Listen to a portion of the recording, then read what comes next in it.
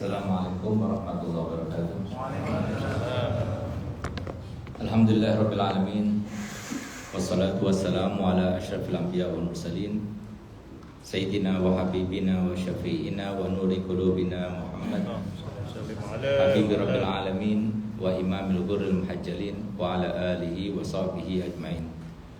Subhanaka la ilma lana illa ma 'allamtana innaka antal alimul hakim. Rabbi shrah li sadri wa yassir li amri wahlul 'uqdatam min lisani yafqahu qawli. Amma ba'du. Yang saya hormati, saya muliakan para habaib, para alim ulama, khususnya orang tua kita Habib Muhammad, Habib Ridho, Al-Jufri, dan semua para syiban, para habaib, para ulama. Hadirin saudara kami kaum muslimin rahimakumullah. Alhamdulillah, pada malam ini patut kiranya untuk kita panjatkan puja dan puji syukur kita kehadirat Allah Subhanahu wa taala. Karena pada malam ini kita mendapatkan anugerah pada Allah taala berupa nikmat hidayah, taufik, serta nikmat sehat dan luang, sehingga kita alhamdulillah pada malam ini bisa menambah amal kebaikan kita, sehingga bertambah pula pundi-pundi pahala kita insyaallah. Dan semoga apa yang kita lakukan ini karena Allah SWT, sehingga Allah menerimanya dan menjadikannya sebagai bukti bahwasanya kita benar-benar melaksanakan perintahnya dan menjauhi segala larangannya. Amin ya rabbal alamin. Salawat serta salam tidak lupa kita haturkan, persembahkan kepada Nabi kita Muhammad SAW, seorang manusia yang paling mencintai kita di atas cinta siapapun yang telah mencintai kita, dan kepada seluruh sahabat, kepada seluruh kerabat, dan kepada seluruh pengikut sampai hari kiamat. Alhamdulillah, selalu di Masjid Nur Syamsiah ini temanya itu sangat luar biasa. Tema-tema yang sulit untuk dijabarkan, dituangkan dalam kehidupan. Tapi insya Allah kami termasuk yang mempercayai tidak ada yang serba kebetulan, tapi semua sudah direncanakan oleh Allah SWT. Yaitu tema kali ini adalah membahas tentang keikhlasan. Saya katakan ini ada sesuatu yang sulit untuk dijelaskan karena memang saya mungkin sedikit tahu tentang teorinya, tapi bukan seorang praktisinya. Sehingga harusnya pada malam ini mengundangnya itu seorang ustadz yang mukhlis. Paling enggak ya ustadz mukhlis. Tapi saya sudah namanya segaf, ya belum sampai ke batas itu. Tapi insya Allah semoga dengan kita berusaha menjabarkan, dengan kita menjabarkan, saling mengingatkan kepada kita semuanya, dan semoga pada malam ini beriringan dengan hidayah dan taufik Allah, sehingga kemudian kita semuanya termasuk yang berada dalam golongan tersebut insya Allah. Amin amin ya rabbal alamin. Masyaallah muslimin wal muslimat rahimakumullah. Berbicara terkait dengan ikhlas itu, maka kita harus mengetahui dan definisinya, dalil-dalilnya, kemuliaannya, serta keutamaannya. Definisi daripada ikhlas itu adalah seorang hamba melaksanakan amal ibadah hanya karena Allah, menyeimbangkan dan menjauhkan, menghindarkan dirinya daripada ingin diagungkan, ingin dimuliakan, ingin dapatkan kemanfaatan baik dalam agama maupun akhiratnya. Itulah definisi daripada definisi para ulama terkait dengan ikhlas. Ada pula yang menafsirkan dan memaknai ikhlas itu adalah sukunun wa harakatun lillahi ta'ala. Diamnya atau bergeraknya hanya karena Allah. Enggak ada sedikit pun maksud dan tujuan selain karena Allah. Tentunya ikhlas itu merupakan suatu amal atau media daripada amal yang paling sulit untuk diterapkan, karena memang di dalam ikhlas itu kita tidak dapat apa-apa yang tampak dalam materi. Sifat kita kebanyakan, terutama di akhir zaman, sesuai dengan firman Allah SWT dalam Al-Quran, ya'lamuna dhahiran minal hayatid dunya wa hum 'anil akhirati hum ghafilun. Setiap orang akan melihat yang zahir saja. Yang zahir itu diagung-agungkan, dibesar-besarkan. Yang dibalik itu, ya batinnya, yang tidak tampak, itu dikecilkan. Sehingga gak ada di antara kita yang mau bekerja kalau gak ada upahnya. Apalagi sudah gak ada upahnya, gak ada menghargainya. Gak ada pula kata pujian untuknya. Jarang sekali di antara kita yang mau seperti itu. Karena apa? Karena memang sifat standar manusia itu Allah ciptakan manusia dengan dasar al-musyahah. Apa arti musyahah? Musyahah itu adalah perhitungan. Kita tidak berbuat baik kecuali karena kebaikan yang kita harapkan, karena kebaikan yang sudah kita dapatkan. Kalau seumpama yang kita dapatkan bukan seperti itu, kita tidak akan membalasnya seperti itu. Itu sifat standar manusia seperti itu. Berbeda dengan Allah Subhanahu wa taala. Sehingga yang sifatnya seperti itu mungkin di saat dia paling loman-lomannya sekali, 2 kali, 3 kali datang mungkin diberi. Tapi setelah itu dia akan bosan pada kita. Tapi Allah Subhanahu wa taala tidak seperti itu. Dasar muamalahnya kepada hambanya itu adalah bukan musyahah, tapi musamahah. Sebelum minta maaf Allah sudah memaafkan. Sebelum minta Allah akan berikan. Itu dasar muamalahnya Allah kepada hambanya. Sehingga pantas kalau hanya Allah yang mendapatkan predikat Arhamur Rahimin. Manusia bisa sampai kepada Rahimin, tapi Arhamur Rahimin hanya milik Allah. Karena memang tidak bisa mensifati dengan sifat tersebut kecuali Allah SWT. Oleh karena itu maka di sini ayo kita belajar apa yang diperintahkan oleh Nabi, apa yang dijabarkan oleh Nabi, yang dijelaskan oleh Nabi terkait dengan ikhlas, dan bagaimana fungsi daripada ikhlas itu dalam sebuah amal dan dalam sebuah terobosan kehidupan yang terus akan berlanjut sampai akhir zaman. Di mana Nabi kita Muhammad SAW menjelaskan di dalam banyak hal terkait dengan ikhlas ini, bahwasanya Allah Ta'ala tidak akan menerima suatu amal kecuali khalison sawaban. Kalau sawaban saja tidak ada khalison, nggak diterima. Atau khalison saja tanpa sawaban, nggak diterima juga. Sawaban itu maksudnya benar sesuai dengan syar'i, menurut syar'i. Khalison karena Allah SWT. Harus karena Allah SWT. Nah, disinilah kita akan mengetahui ternyata benar apa yang dikatakan oleh Imam Ghazali. Begitu pula para ulama lainnya yang sudah berusaha mencermati dan mempelajari serta meneliti. Memang pekerjaan batin itu jauh lebih sulit daripada pekerjaan zahir. Walaupun tampaknya seakan-akan ya, pekerjaan zahir itu lebih berat daripada pekerjaan batin, tapi ternyata pekerjaan batin itu lebih berat daripada pekerjaan zahir karena tidak nampak, tidak kelihatan. Keberhasilan kita sampai mana tidak kelihatan, berbeda sama zahir. Kalau kita mengangkat batu bata sebanyak 1000, kita angkat sudah 300, bisa dihitung, kelihatan dipindahnya kemana. Tapi kalau kita itu amal batin yang dalam hati, kita ini ikhlasnya sudah sampai kemana? Tanya siapapun di antara kita, kalau ditanya antum ikhlasnya sampai kemana batasnya, nggak ada yang tahu. Sulit. Nah sehingga apa? Sesuatu yang tidak tampak itu memang sulit untuk kita mengerti dan sulit untuk kita menjadikan sebagai neraca, sehingga dianggapnya kemudian bahkan jadi bumerang. Wah ini orang gak ikhlas. Sampai ada kata-kata seperti itu. Karena apa? Karena sudah nggak ada kata-kata lain ketika dia itu sudah tidak bisa mendeteksi seorang itu ikhlas atau tidak ikhlas, langsung dikatakan wah ini gak ikhlas. Padahal yang tahu ikhlas atau tidak ikhlas hanya Allah. Bahkan dirinya sendiri bisa jadi nggak tahu. Hanya Allah yang mengetahui. Nah, tapi kita yang punya sifat standar seperti itu, kita diperintahkan untuk terus menanjak. Dengan cara apa? Mujahadah. Nggak mungkin seorang itu menjadi orang mukhlis kecuali setelah dia itu belajar bagaimana berikhlas. Nggak mungkin seorang itu tahu dengan keikhlasan dan bagaimana menerapkan dalam kehidupan dunia kecuali setelah dia itu tahu bagaimana keutamaannya. Nah, oleh karena itu maka kalau kita mau lihat kepada keikhlasan, ya, contoh-contoh keikhlasan ya, kita bisa belajar kepada Sahibuz Zubat, Ibn Rusalan. Ibn Rusalan itu yang mengarang kitab Sofwatul Zubat yang dibaca dalam pondok-pondok itu setelah beliau karang syairnya itu, maka kemudian beliau bawa kitabnya tersebut, tulisannya itu ke laut. Setelah itu buang.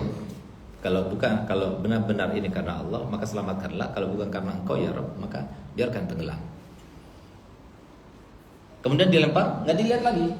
Beda kan sama kita. Kita kan ingin tahu, gimana? Tenggelam nggak? Tidak dilihat lagi. Tinggalkan. Jangan masa bodoh. Karena kalau sampai dilihat masih ingin tahu dan sebagainya, berarti masih ada sesuatu dalam hatinya. Ingin membuktikan sehingga timbul ujub dan sebagainya, itu bahaya. Itu harus diberantas ya semacam itu. Nah, jadi kita itu sampai ke batas itu saja jauh masih belum. Bahayanya ujub yang dikatakan Nabi SAW bahwasanya kalau ada seorang yang beramal sholat semalaman suntuk, kemudian dia itu ujub dengan mengatakan Masya Allah, semua tidur hanya saya yang bangun malam. Itu saja, itu semua yang semalam itu kita rasakan habis parahnya. Coba lihat, kalau kita nggak benar-benar memanage hati kita, susah kita. Jadi kita menjadi orang yang gagal. Oleh karenanya jangan pernah kita itu merasa bahwa kita sudah sampai, kita sudah baik, kita sudah soleh, siapapun kita. Saya masih teringat bagaimana saya punya abah selalu berpesan pada saya, dan hari ini saya sampaikan kepada teman-teman di Robito, bahwasanya saya punya abah itu berkata begini, Segap, kamu harus merasa diri kamu itu paling rendahnya orang. Harus. Itu bukan ajarannya Abi. Itu ajaran kakek moyangnya kita, habaib. Itu bukan hanya ajaran mereka, itu ajaran Nabi kita Muhammad SAW. Kenapa? Karena yang tahu amal kita itu diterima atau tidak hanya Allah. Malaikat pun nggak tahu. Bagaimana mungkin kemudian kita itu merasa bahwasanya amal kita diterima, sehingga dengan keterimanya amal itu kemudian kita merasa lebih baik daripada orang lain. Untuk menunjang supaya kita merasa seperti itu, dan harus kita merasa seperti itu, maka jawab pertanyaan Abi dua hal ini. Yang pertama, kata saya punya abah, kamu berani bersumpah bahwasanya ada satu saja amal kebaikan yang pernah kamu lakukan dulu sampai sekarang pasti diterima Allah. Sebagaimana saya punya abah bertanya kepada saya bertanya pada antum semuanya, ada berani bersumpah? Satu saja kebaikan yang pasti diterima.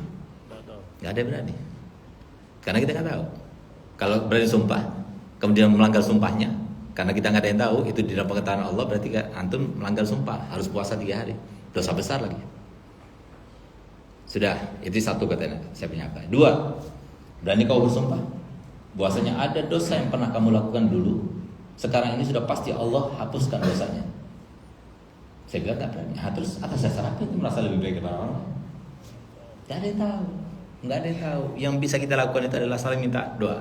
Antum doakan Ana jauh-jauh datang ke sini untuk memberikan pemahaman kepada antum sesuai dengan ilmu yang saya ketahui. Ya paling enggak antum doakan Ana juga doakan antum. Alhamdulillah setiap pagi habis salat subuh, alhamdulillah semua diterima. Dan ini saya berkata begini, mengemis kepada antum supaya antum balas juga kebaikan Ana. Apa itu? Saya bacakan Yasin dengan niat semoga antum semua ini termasuk yang selamat. Dohir batin, meninggal husnul khotimah semuanya. Itu bisa kita lakukan karena antum akhwan. Antum saudara saya. Kalau antum masih mengatakan antum beb orang Arab beb, antum sayyid, antum habib beb, antum asal dari Madura beb, antum jauh orang Bangil, antum nggak bisa berwali kota dengan wali kota Surabaya, wali kota kita misalnya. Itu belum iman itu. Tapi kalau kita lihat ini saudara anak, dia lebih tua berarti kakak anak. Ini adik anak, dia lebih muda berarti adik anak. Kalau kita bisa seperti itu, berarti itulah neraca keimanan. Dan harus kita merasa seperti itu. Sebelum kita meninggal harus kita merasa seperti itu. Sehingga lihat bagaimana doanya mereka. Allah marham ummat Muhammad. Allah mansur ummat Muhammad.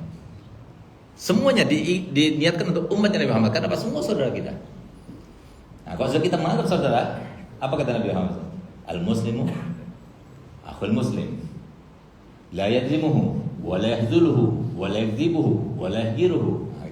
Jadi kalau sudah kita itu menganggap seperti itu, kita nggak bakalan mau menzalimi dia, membohongi dia, menipu dia, apalagi nggak bakalan, karena kita tahu ini saudara saya.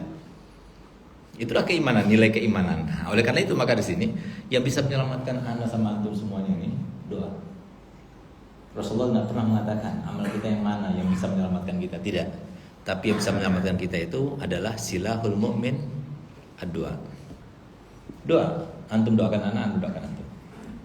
Karena kalau kita bersandar pada amal-amal kita yang mana? Kalau sudah kita bicara masalah ikhlas ini susah kita mau bicara masalah ikhlas. Nah, kita datang ke sini apakah karena Allah SWT? Belum tentu. Ada sesuatu yang kita inginkan. Di situ disebutkan definisinya. Kita melakukan sesuatu hanya karena Allah.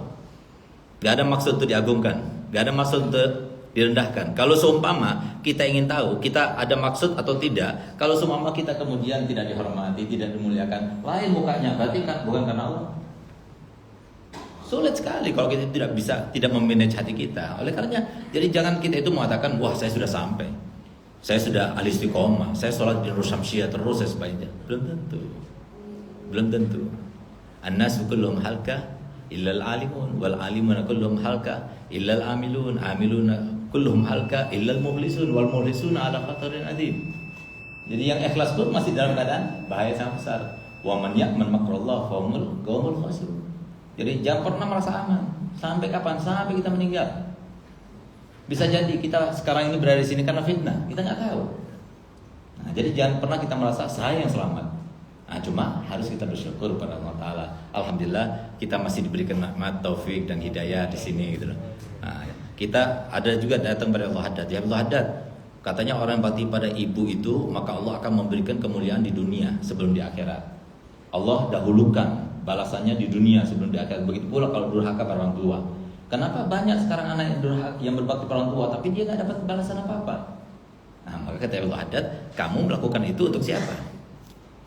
Untuk ibu, supaya kamu itu mudah rezekinya, supaya mulia hidupnya, atau karena Allah? Nah, itu yang paling penting. Nah, oleh karena itu maka di sini ikhlas itu sangat menentukan. Di dalam sebuah perkataan para salafun saleh, maka nalillah baqiya wastamar. Yang karena Allah tetap berlanjut dan akan berlanjut, nggak bakal habis, nggak bakal berhenti. Contohnya kitab Zubat tadi, setelah ditinggalkan, tidak dinoleh begitu, dia tinggalkan, subhanallah, itu yang namanya kitab tumpukan tulisan itu tetap tidak terkena air sama sekali. Kita jawab dulu.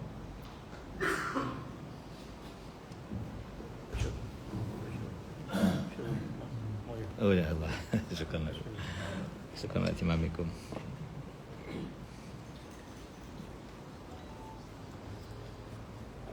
Allahu Akbar, Allahu Akbar,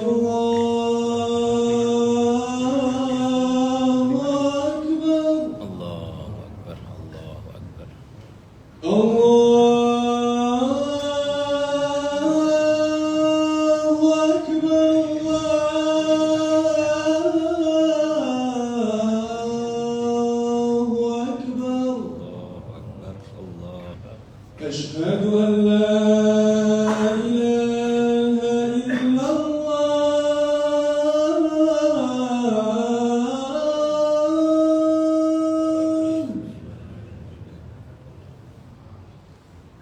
أشهد أن لا إله إلا الله.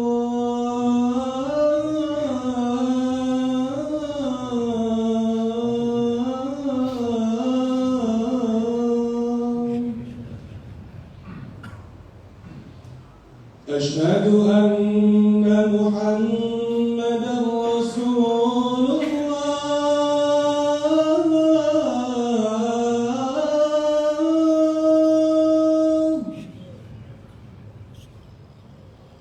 أشهد أن محمدا رسول الله.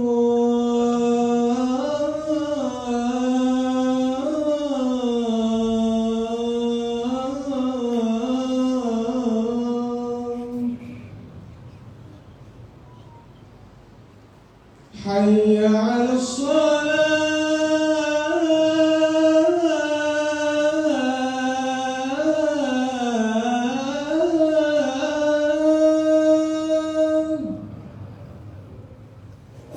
حي على الصلاة.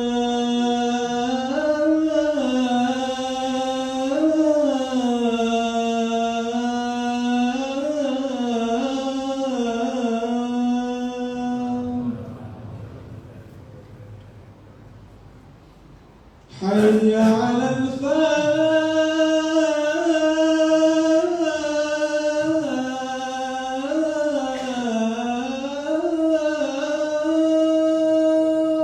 لا حول ولا قوة حي على الفلاح.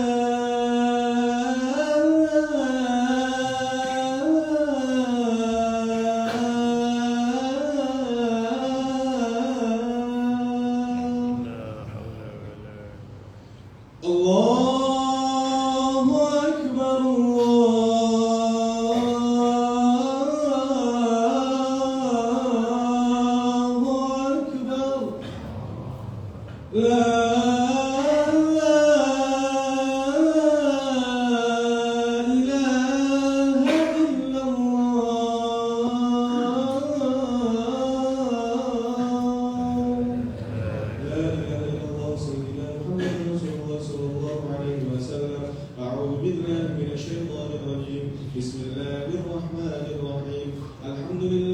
رب العالمين. اللهم صل وسلم على سيدنا محمد وعلى آل سيدنا محمد. اللهم رب هذه الدعوة التامة والصلاة القائمة آت سيدنا محمد الوسيلة والفضيلة والشرف والدرجة العالية الرفيعة وابعث مقاما محمودا الذي وعدته يا أرحم الراحمين يا أرحم الراحمين يا أرحم الراحمين.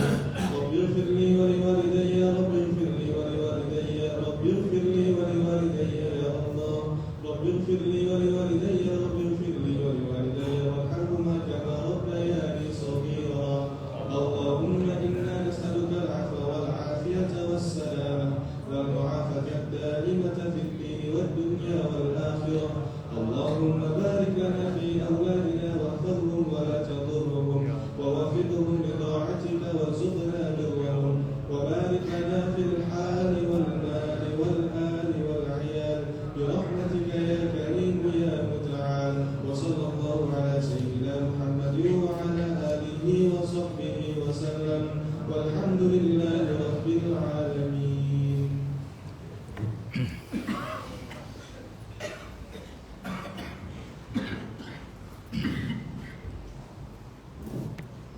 Ya, subhanallah, akhirnya ada nelayan.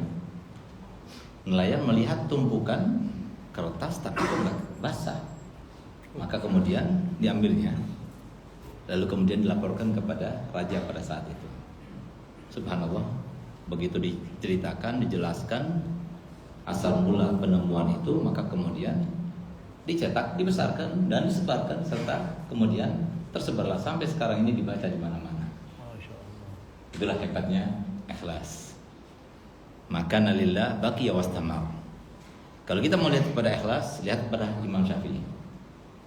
Imam Syafi'i adalah seorang imam sangat unik.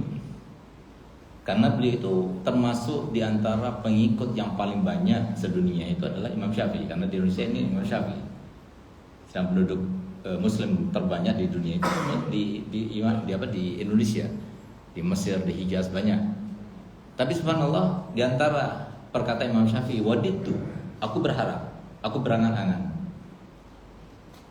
supaya semua orang itu mengambil madhabku ini, mengikuti madhabku, tapi tidak ada satupun di antara mereka yang menisbahkan kepada aku. Subhanallah, kalau kita belajar ilmu fikih, alhamdulillah, fikih belajar dari mulai Safina sampai Zubat, sampai Tambi, sampai Anwar Masalik, sampai kepada Al-Minhaj, kepada Habib Zain Ibrahim Smith di Madinah, hafizahullah wa ra'ah. Nah, itu subhanallah, dari mulai khilaf-khilaf yang disebutkan itu enggak ada gola Syafi'i atau Ra'i Syafi'i, tidak ada, tapi gola Ibn Hajar, gola Ramli, gola Imam Rafi'i, gola Imam Nawawi, sampai sekarang seperti itu, dikabulkan hajatnya oleh Allah Ta'ala. Nah, itu ikhlas itu seperti itu.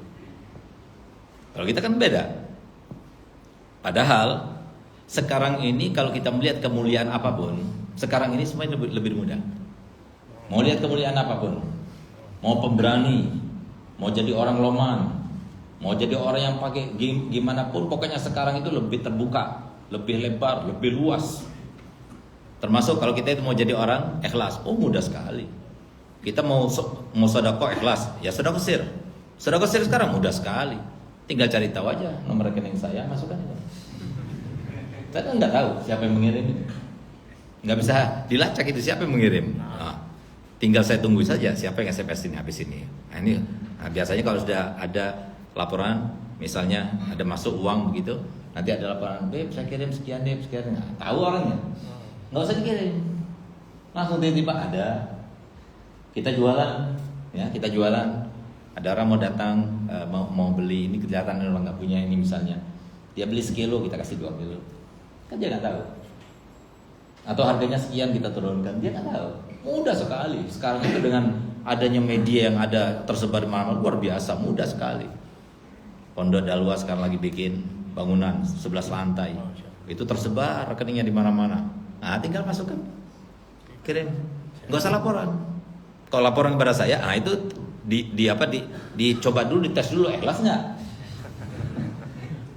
Nah, jadi kita ada juga yang dapat seperti itu, tapi nggak ada laporan, kita takut menggunakannya. Nah, ini muskil juga sekarang, jadi polemik juga seperti itu gitu. Nah, sehingga kalau sudah ada uang yang seperti itu, saya masukkan ke bagian yang syubhat, masuk pondok, bukan pribadi saya nih kayak begini. Nah, karena apa? Kecuali kalau seumpama ada seperti amplop misalnya, saya tidur, saya selalu diajarkan sama si punya abah, uang nggak bakal kemana-mana, rezeki kamu nggak bakal kemana-mana, yang untuk kamu sampai kepada kamu, yang bukan untuk kamu tidak akan sampai. Itu ditanamkan benar-benar dalam hati anak-anaknya saya punya abah dari umur 7 tahun sampai 11 tahun, tertanam dari sejak. Jadi kita itu enggak. Kalau sekarang ini kadang-kadang kita dari rumah itu kalau mau ngajar di pondok itu lewat gerbang itu dekat sekali, tapi kita keliling dulu pakai motor, lewat belakang pondok. Kenapa? Karena takut ketemu sama wali murid. Kenapa? Kalau ketemu wali murid kadang-kadang dia nggak enak atau gimana, akhirnya dia ngasih amplop lah dan sebagainya. Kan nggak ikhlas gitu kan? Itu kalau kita makan itu sakit perut itu kita. Karena terpaksa dia ngasihnya. Gitu. Ada kita menghindar. Karena kita yakin tidak kemana-mana. Waktunya saya tidur jam 2 itu tidur saya sampai jam 5. Walaupun orang datang mau bawa amplop sak tebelnya gimana, tetap saya nggak ketemu. Tahu sendiri. Jadi jam tamu saya nggak bisa jam 2 sampai jam 3. Nah, sehingga apa? Kalau di itu memang betul-betul, subhanallah ada aja. Ada yang ngirim, bib ini dari fulan, ini dari fulan ada. Saya duduk, bangun tidur saya duduk, ternyata apa? Ada amplop di atasnya pot untuk Habib dari Al-Fakir hamba Allah. Nah, itu luar biasa, itu paling senang saya gitu. Nah, apalagi kalau seumpama ngasih sama orang alim ya, pantasnya, harusnya, secara adabnya. Memang memberikan hadiah kepada orang alim itu termasuk sedekah paling utama. Tapi jangan lewat tangan, nggak bisa. Gitu. Karena kadang-kadang dia merasa rendah gitu, jadi dihargai uang. Gitu. Jadi seperti itu, masukkan ke kantongnya. Itu lebih mulia, lebih muliakan daripada kayak begini, kayak merasa rendah gitu. Jadi karena memang kita ini betul-betul diambil ikrar sama perjanjian dengan ilmu itu luar biasa ya. Terutama saya punya guru Profesor Dr. Muhammad Maliki, Al-Habib Zain Ibrahim Smith, begitu saya punya abah itu betul-betul. Jadi jangan sampai mengajar dakwah karena uang, jangan. Jadi saya pernah suatu waktu saya ditawari, saya dinaikin mobil sport ya, mau merek mahal, jadi harganya 1 miliaran lah gitu. Lalu si yang punya mobil bilang gini, Beb, kalau antum mau Beb, bawa. Coba lihat, ini kan diuji ujian berat itu. Siapa yang nggak mau mobil kayak begitu? Ini kursinya 2, kalau kita pakai begitu kan keren banget. Nah, subhanallah. Saya langsung ilmu. Jadi ilmu itu harus jadi tuntunan kita. Nah, saya nggak jawab, walaupun hati saya ambil. Saya nggak jawab, diam. Sudah. Setelah saya pulang ke rumah, saya ceritain sama anak-anak untuk mendidik mereka. Abi kemarin gini. Terus ya Abi nggak jawab apa-apa. Nah, harusnya kalau mau ngasih sama kita, jangan begitu caranya. Caranya gimana? Gini, Beb, ini Habib, mobil ini buat Habib. Nah, itu baru. Tapi kalau antum mau Beb, ambil. Kan kita harus bilang apa? Mau atau iya. Nah, itu mengatakan mau atau iya itu di dalam orang yang punya ilmu itu nggak boleh merendahkan diri begitu. Gitu. Subhanallah, akhirnya saya punya anak-anak yang gergetan. Ya kenapa dia bilang mau? Bilang, itu kan bagus, mahal. Akhirnya sempat juga dia WA sama yang haji ini. Ji, berapa itu mobilnya mau dijual? Dia bilang gitu. Nah, barangkali kan, oh enggak Beb, itu buat abinya Beb makan. Ya udah saya terimain. Nah, bilang gitu. Subhanallah, si orang itu dia bilang ini, Beb, ini saya nggak jual Beb. Ini hadiahnya ultah saya punya istri. Habis sudah, pupus sudah harapannya dia. Sudah. Setahun kemudian, subhanallah, orangnya datang sama mobil itu dibawa sampai PKB-nya kasih kepada saya. Nggak kemana-mana rezeki. Alhamdulillah. Ini salah satu contoh. Jadi rezeki nggak kemana-mana. Jangan sampai kita jadikan media untuk mendapatkan sesuatu. Jangan. Kenapa? Allah bertanggung jawab. Zat yang mau profesional, yang melintaskan orang itu memberikan, mencegah itu Allah. Sehingga lihat ada satu kata-kata bijak yang diungkapkan oleh Habib Husin Haddad yang dipegang oleh saya punya abah Habib Hasan Harun. Ini penting bagi mereka yang punya pesantren ya, yang mengumpulkan donatur. Saya punya abah selalu ketika datang kepada orang kaya untuk meminta bantuan untuk pondok dan sebagainya, beliau kata begini. Saya nggak mengatakan kecuali seperti yang dikatakan Habib Husin Haddad Jombang. Habib Husin Haddad Jombang, beliau banyak yatimnya, beliau banyak janda yang ditanggungnya, tapi dia bukan orang punya. Tapi setiap kali dia datang kepada orang yang punya, dia kata begini, Inna a'tait, fallahul mu'ti, wa anta mashkur. Wa in manata, fallahul mani, wa anta ma'dur. Ajib, kata-kata yang bijak luar biasa. Kalau kau berikan, saudaraku, apa yang aku minta ini, sesungguhnya Allah yang memberi. Tapi karena engkau, lewat engkau, maka aku berterima kasih padamu. Tapi kalau semua engkau tidak beri apa yang aku minta, jangan khawatir, aku tidak akan menyalahkanmu. Karena sebenarnya yang mencegah itu bukan kamu, tapi Allah. Ajib ya. Itu yang semacam itu harus tanamkan pada kita. Tapi jangan sampai kita tanamkan semacam itu kemudian kita nggak mau kerja. Nah itu salah. Jadi kenapa orang malas itu nggak ada yang kaya? Karena dia malas.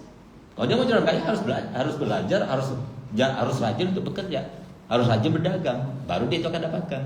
Nah, sementara jangan sampai fokus kepada hasilnya, tapi minta kepada Allah. Itu yang harus dilakukan. Kemudian kalau kita melihat juga kepada ikhlas, diumpamakan oleh ulama, bagaimana ikhlas yang bisa kita rasa dan semua orang merasa. Tapi kalau kita kinayahkan, ibaratkan seperti yang saya sebutkan tadi kan sulit untuk mendeteksinya. Perkataan Imam Syafi'i dan sebagainya sulit. Paling mudah mendeteksi ikhlas itu seperti apa, ya? Mohon maaf, seperti kita buang air. Tatkala kita buang air, kita ingin keluar semuanya, dan tidak ada sisanya sama sekali, semuanya keluar. Dan nggak ada setelah keluar, ya Allah banyak banget ya, emak banget keluar. Ikhlas itu ikhlas. Jangan ada sedikit pun sangkutan, semuanya karena Allah. Nah, kemudian kita akan bahas terkait dengan bagaimana caranya supaya kita mujahadah, menunjang supaya kita menjadi seorang mukhlis.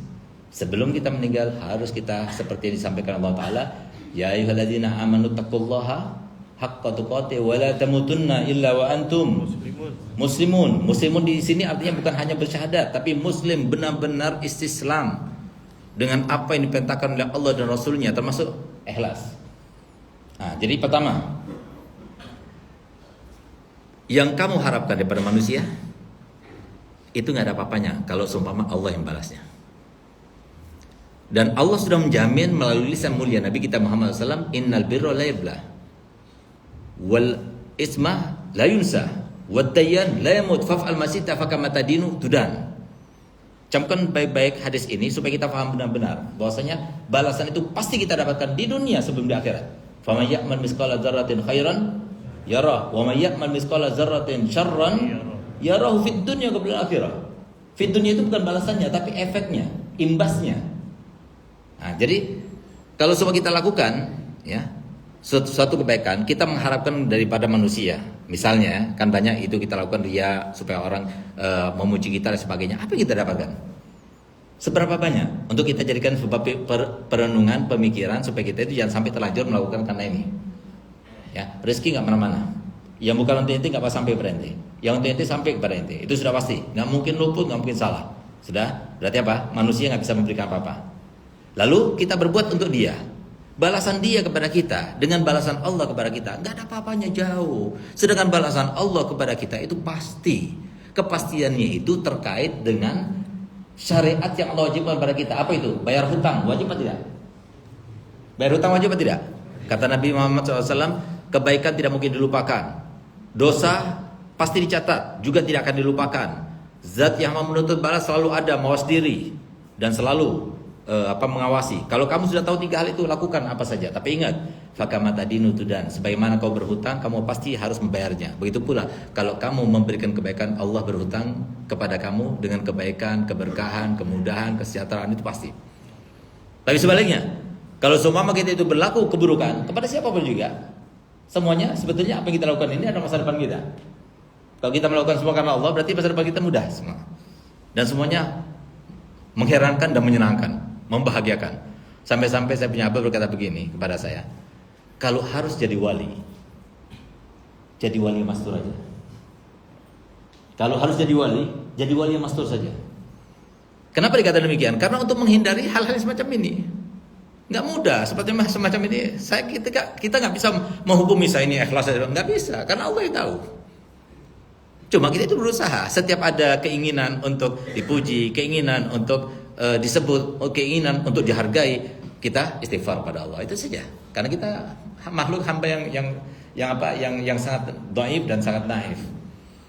Nggak mungkin kita itu membersihkan diri kita sendiri. Yang bisa membersihkan kita, yang bisa memastikan kita itu benar-benar baik hanya Allah.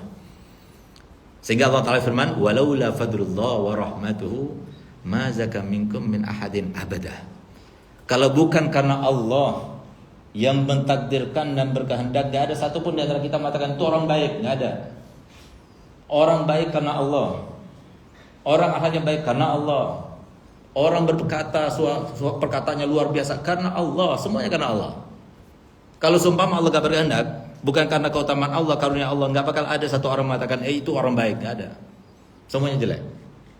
Nah, biar kita paham. Jadi gak ada yang tahu. Cuma kita harus berusaha. Jangan sampai kita enggak, anda takut gak ikhlas. Itu salah. Ayo hadir majelis taklim, enggak. Kenapa? Takut gak ikhlas. Ayo kita sedekah, enggak, takut gak ikhlas. Daripada sedekah gak ikhlas ngapain? Nah, itu saya tadi ngomong itu. Yang penting kita berusaha untuk seikhlas mungkin. Hadir majelis taklim ya Allah karena Allah ya Allah yang melintaskan hatiku untuk datang ke Masjid Nur Samsiah Engkau ya Allah. Kalau sekarang aku datang ke sini bukan karena Engkau ya Allah, berarti sia-sia. Bantulah aku untuk melaksanakannya semua karena Engkau. Biasakan ngomong begitu. Biasakan bangun malam itu untuk apa? Untuk kita berdiskusi dengan Allah. Untuk kita sharing sama Allah. Bukankah kalau kita bertanya kepada antum punya hajat? Banyak hajat kita.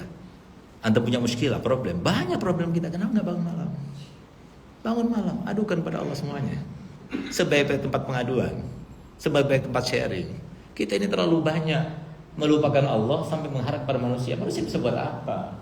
Al-Mas'ul Isqal, dia sedih berdoa, setiap hari berdoa dia. Lalu kita mau minta sama dia, ngapain? Minta sama Allah. Kalau sudah kita minta sama Allah, Allah mau berkehendak, tinggal Allah letakkan di mana-mana. Siapa yang mau, maka Allah akan takdirkan dia itu datang kepada kamu, walaupun kamu tidak ada yang tahu. Itu hakikatnya sesuatu. Tapi ketika seorang itu tidak ada tarbiyah, nggak pernah dididik oleh seorang yang besar, susah. Oleh karenanya kuncinya itu kemuliaan, semua kemuliaan zahir maupun batin kita harus belajar. Dan belajar ilmu yang bersanad kepada Nabi Muhammad SAW. Ini guru kita belajar pada guru, guru kita belajar pada guru sampai kepada Nabi Muhammad SAW. Itu ilmu yang barokah, ilmu yang manfaat. Dan orang-orang yang mengajar kita ilmu seperti itu kita anggap guru. Kita teladani. Ada apa kita datang, kita tanya sebagainya, sehingga kita ditarbiyah sama dia. Itu jadilah kita punya seorang murabbi. Tapi kalau kita tanpa tarbiyah, apalagi murabbinya kita itu adalah sosmed dan medsos, susah sudah. Saya mau tarbiyah di mana? IG. Di mana? TikTok. Akhirnya yang mau tarbiyah bukan orang yang soleh, tapi justru yang sebaliknya. Oleh kan jadi cari ilmu. Ilmu itu manfaatnya itu luar biasa, tapi kalau keluar daripada hati. Kata Allah Haddad, bukan ilmunya yang merasuk ke dalam badan rongga seseorang, tidak, tapi ikhlasnya. Karena Allah. Saya masih teringat saya pernah bertanya kepada saya punya guru Habib Zain Bismillah. Habib, di Indonesia itu banyak tablik akbar, di mana-mana tablik. Tapi begitu pulang ke rumahnya tanya apa isinya nggak tahu.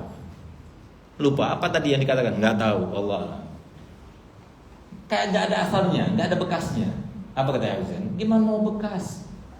Makanannya halal, syubhat apalagi haram. Makanannya haram, syubhat kemudian mau bekas, mau dapat hidayah dari Allah Taala, dari mana itu? Rasulullah SAW mengatakan mangkana akluhu minal halal, barang siapa yang makanannya halal, maka semua anggota badannya akan digunakan untuk taat. Tapi kalau makanannya haram, maka semua anggota badannya akan digunakan untuk maksiat. Itu yang terjadi. Akhirnya saya kata begini, kalau begitu Beb, kita nggak usah dakwah. Kenapa? Kebanyakan orang Indonesia syubhat atau haram. Nah, kita bicara umumnya, kita nggak bukan masalah husnudzon ini. Artinya justru kita tinggalkan sudah, nggak usah dakwah. Apa kata saya Habib Zainal? Tidak, dakwah harus tetap. Tapi ada satu solusinya, walaupun dia makan haram, secara pasti tetap apa yang kamu sampaikan akan sampai kepada mereka. Apa itu Bib solusinya? Ikhlasul wa'id. Orang yang memberikan mau itu harus ikhlas karena Allah. Rugi. Kalau kita bukan karena Allah, untuk apa gitu? Jadi kita datang, kita punya ilmu karena Allah. Allah yang ngasih. Kita punya kepiawaian berbicara karena Allah. Kita ikhlas pun itu karena Allah. Diterima pun juga karena Allah. Jadi kita punya apa sebetulnya? Yang ada itu syukur. Yang ada itu syukur. Dan minta doa kepada yang lainnya supaya kita ini selamat. Nah, oleh karenanya, jadi ayo belajar sedikit. Sholat itu ikhlas. Gimana caranya sholat itu ikhlas? Sebelum sholat itu kita renungkan dulu. Kalau saya ini sholat karena orang, saya nggak ada pahalanya. Allah lebih tahu itu. Kalau saya itu mendapatkan pahala daripada manusia, apa yang bisa mereka lakukan? Bahkan tidak seperti yang saya harapkan. Nggak ada seperti yang saya harapkan atau lebih dari saya harapkan pada manusia itu nggak. Itu di bawah itu. Nah, sehingga apa? Buat apa saya sholat untuk mereka? Nah, jadi karena begitu. Jadi seakan-akan di depan orang lakukan. Jangan sampai kita nanti dikatakan orang nggak ikhlas. Yang penting kita itu nggak ada niat dari awal itu seperti itu. Kalau sudah sholat akhirnya timbul seperti itu, lawan. Astagfirullah gitu. Nah, jadi jangan sampai kita itu meninggalkan amal karena takut nggak ikhlas, jangan. Lakukan semuanya karena Allah SWT. Tapi kalau seumpama di tengah-tengah perlakuan itu kemudian ada lintasan hati yang mengatakan kamu itu nggak ikhlas, kamu ujub, kamu riya dan sebagainya, astagfirullahaladzim, gitu aja. Tapi jangan ditinggalkan, jalani, paksakan. Nah, kan apa? Dengan kita memaksakan, kata Nabi SAW, in lam tabku fatatabakau. Kalau kamu tidak bisa menangis, maka pura-puralah menangis. Nggak bisa nangis malam hari kepada Allah Ta'ala, pura-pura menangis. Nanti lama-kelamaan kamu akan terbawa sendiri nangis. Semua itu kemuliaan baik zahir maupun batin itu awalnya itu dengan belajar. Innamal ilmu bitta'allum wa innamal ilmu bitta'allum. Orang itu menjadi orang alim karena belajar. Orang itu menjadi sabar karena belajar sabar. Baru kemudian dia jadi orang sabar. Nah, kita minta kepada Allah Ta'ala semoga kita termasuk yang diberikan Allah Ta'ala hidayah dan taufik sehingga kita termasuk orang yang sabar, orang yang bersyukur, orang yang ikhlas di dalam amal, dan semoga kita meninggal dunia dalam keadaan husnul khatimah, mendapatkan etina daripada Allah Ta'ala, mendapatkan doa daripada saudara kita sesama muslim sehingga kita termasuk yang selamat, kita dan juga semua saudara kita di Indonesia maupun di luar negeri semuanya, semoga semuanya selamat di dunia, meninggal dunia dalam keadaan husnul khatimah. Amin ya rabbal alamin. Alhamdulillah Rabbil Alamin. Kami ucapkan kepada beliau Habib Dr. Siti Hasan Baharun, jazakumullah khairal jaza. Semoga kita mendengarnya bisa menanamkan di dalam hati kita masing-masing sehingga kita dapat mengamalkannya. Amin ya Rabbal Alamin. Kami buka sesi tanya jawab, hanya 2 pertanyaan saja karena waktu yang terlalu mepet. Silakan bagi yang ingin bertanya. Assalamualaikum warahmatullahi wabarakatuh.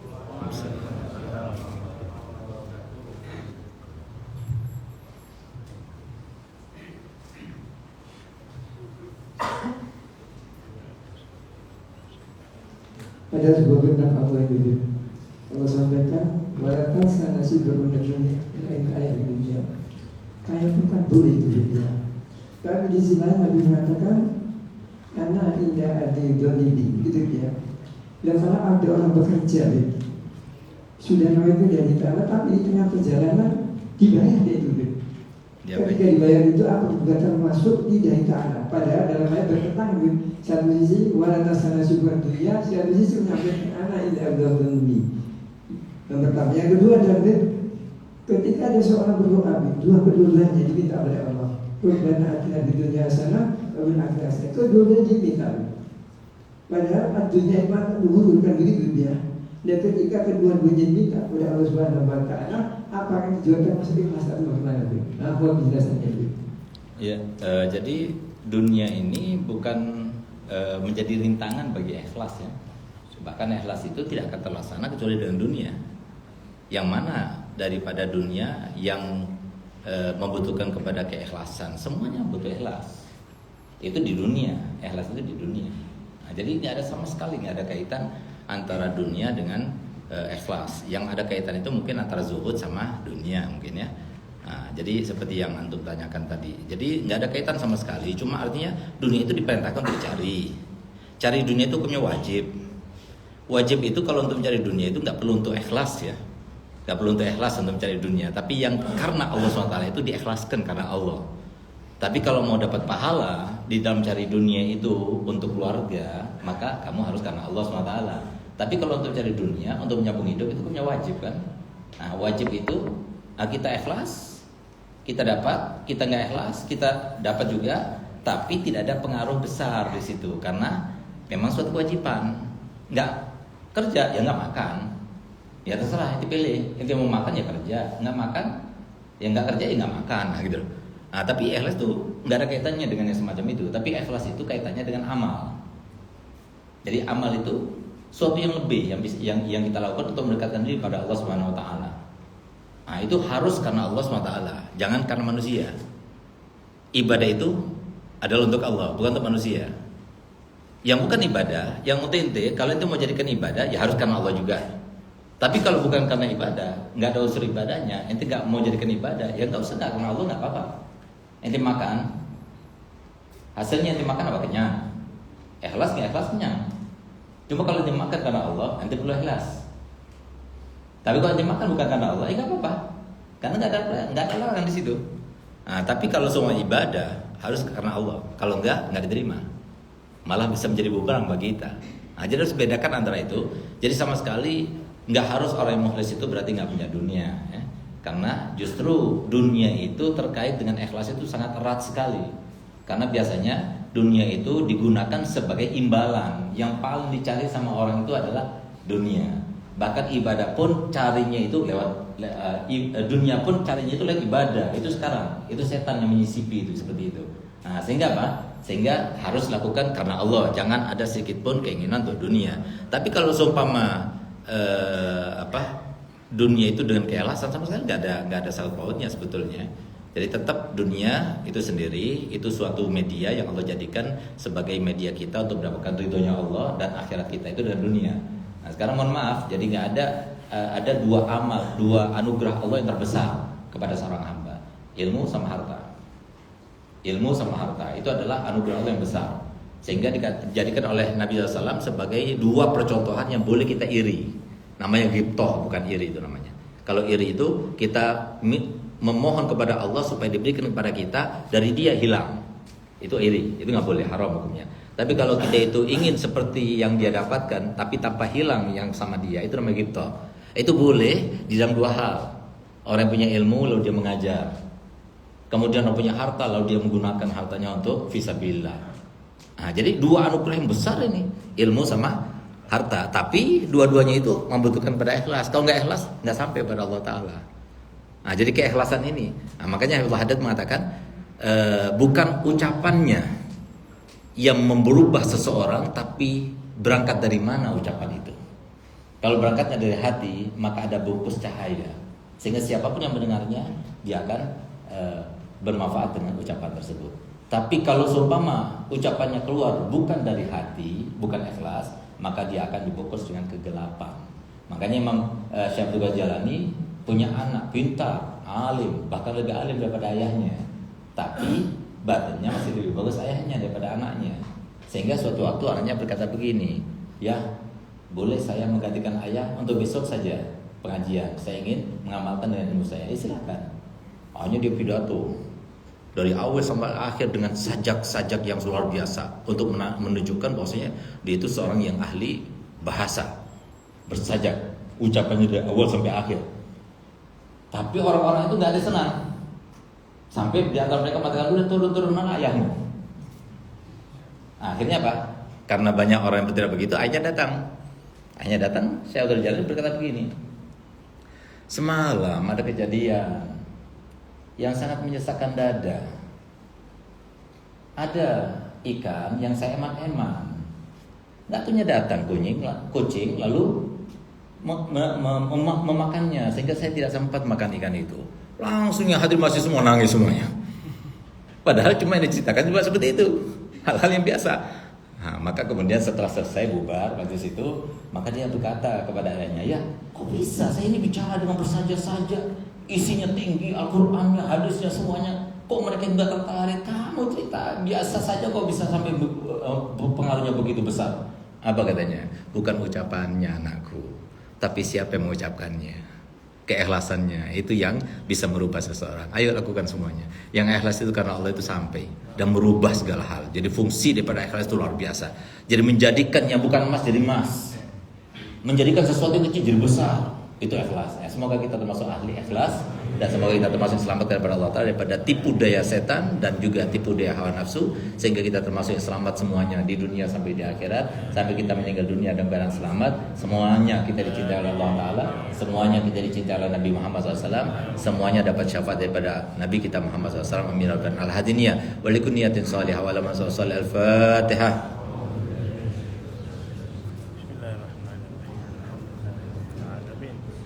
الرحمن الرحيم.